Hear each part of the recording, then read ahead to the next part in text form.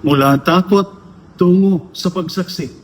Ang tunay na kagitingan ay nanggagaling kay Kristo. Ito po ang salita ng Diyos, ang ating gawin. Ngayon po ay Thursday, April 9, 2026, ng unang linggo ng pagkabuhay. Ngayong araw ay ginugunitan natin ang araw ng kagitingan. Isang araw ng pag-alala ng tapang, sakripisyo at katatagan ng ating mga bayani. Ngunit, ano nga ba ang tunay na kagitingan ayon sa ating mga pagbasa mula sa banal na kasulatan sa araw na ito?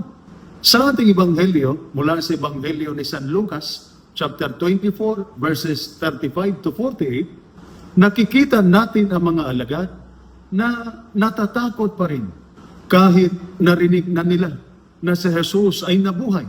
Sila ay naguguluhan, nagdududa, natatakot.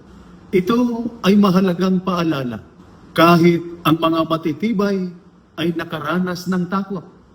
Kaya kung ikaw ay napapagod, natatakot, nagdududa, hindi ka nag-iisa. Ang tunay na kagitingan ay hindi kawalan ng takot.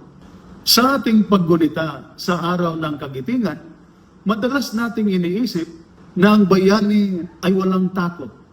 Pero hindi iyon totoo.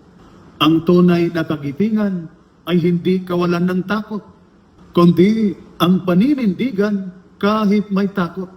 Ganito ang mga alagad. At ganito rin ang tunay na mga bayani. At si Jesus ang pinagmumulan ng tapang. Nang dumating si Jesus ayon sa Ebanghelyo, sinabi niya, "Kabayapaan ang sumainyo."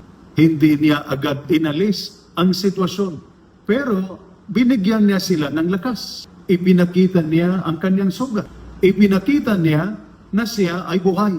At doon nagsisimula ang pagbabago. Mula takot, naging tapang. Mula duda, naging paninindigan. Sa unang pagbasa, mula sa Gawa ng mga Apostol, chapter 3, verses 11 to 26, sinabi ni Pedro, "Hindi ito mula sa amin. Ang lakas ay mula kay Kristo. Para sa inyo sa serbisyo, hindi lang sariling lakas ang pinanggagalingan ng tapang. Ang tunay na lakas ay galing sa Diyos. Sa araw na ito ng kagitingan, kayo ay tinatawag hindi lang maging matapang, kundi maging tapat. Sa gitna ng panganib, pagod, pressure, sakripisyo, ang tunay na kagitingan ay manindigan sa tama. Tumupad sa tungkulin, magpatuloy kahit mahirap. Sa huli, sinabi ni Jesus, kayo ang mga saksi. Ito ang pinakamahalaga. Ang tunay na kagitingan ay hindi lang sa aksyon, kundi sa pagsaksi, sa katotohanan. Sa buhay ninyo, sa desisyon ninyo, sa paninindigan ninyo, sa paraan ng inyong paglilingkod. Mga kapatid, sa araw ng kagitingan, alalahanin natin, ang tapang ay hindi kawalan ng takot. Ang tapang ay paninindigan kahit may takot. Ang mga alagad ay natakot. Ang mga bayani ay natakot. Pero nanindigan sila. At ang pinagmulan ng tunay na kagitingan ay ang buhay na Kristo.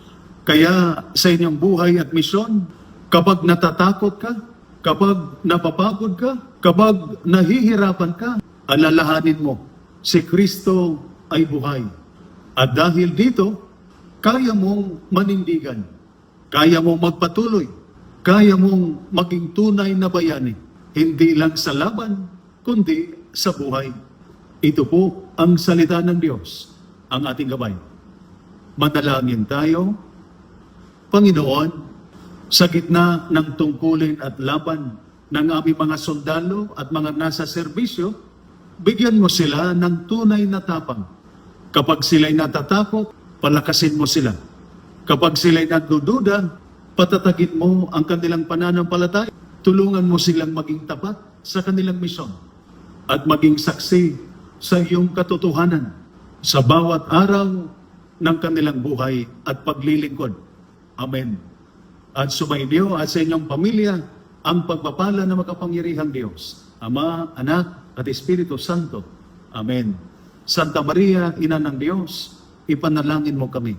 San Jose, ipanalangin mo kami. San Miguel Arcangel, ingatan mo kami. Amen.